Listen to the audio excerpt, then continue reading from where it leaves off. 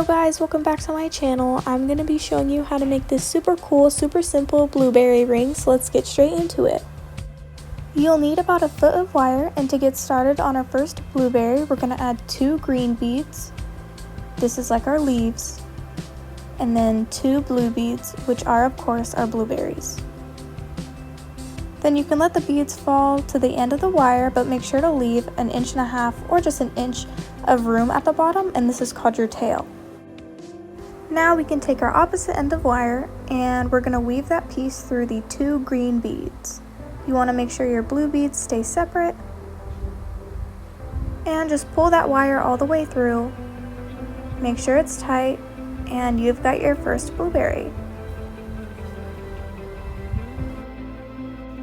For the spaces in between each blueberry, I'm going to be using 3 yellow beads, but you can use whatever you want, and the steps for the blueberry is the same. So your 2 green beads and then your 2 blue beads, and let those fall down to the bottom.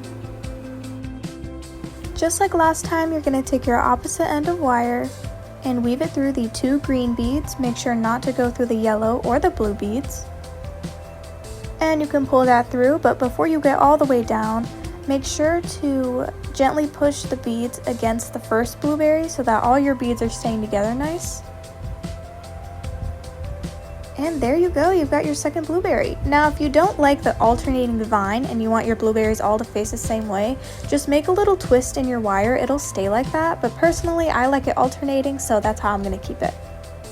I will guide you through this process one more time in case you haven't gotten the hang of it yet. So we're doing 3 yellow, 2 green beads, and 2 blue beads.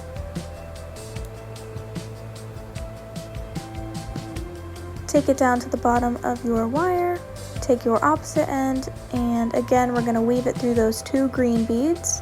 Pull that all the way through and make sure all of your beads are close together. And then I'm going to take my finger and twist the wire so that my blueberry is alternating from the last one. And now you guys can repeat this process until you have enough length to fit around your finger. Alright, I am back. This is the amount of length that I ended up needing. Make sure you're ending with your 3 yellow beads so that you don't have 2 blueberries next to each other. And you can take your mandrel and just double check that your ring is long enough for your size, and we can close it up. So first we're going to take the end of our wire and we're going to go through our very first blueberry. So we're taking it through the 2 green beads. And we're just going to pull that through. Now we're going to take our wire and weave it through the bottom part of the blueberry, which is the 2 blue beads.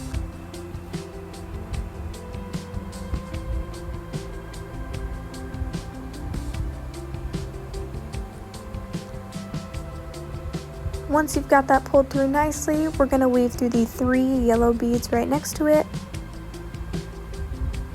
And once you've got that through, we are done weaving. To make the rings more secure, I like to make these little loops. So you basically take the wire, you go underneath the middle of the band and up and over it, and you just do that a few times. Anywhere from like 3 to 7 would be good, but make sure you're not pulling too tight because it might make your wire snap, so just be careful. And once you're done with your loops, you can take your wire cutters and snip off the extra wire.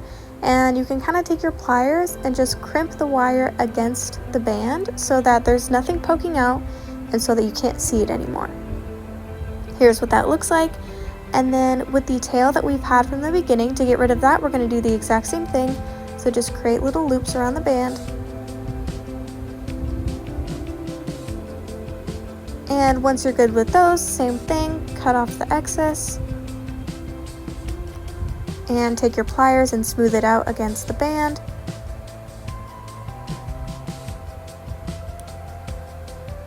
And you are done!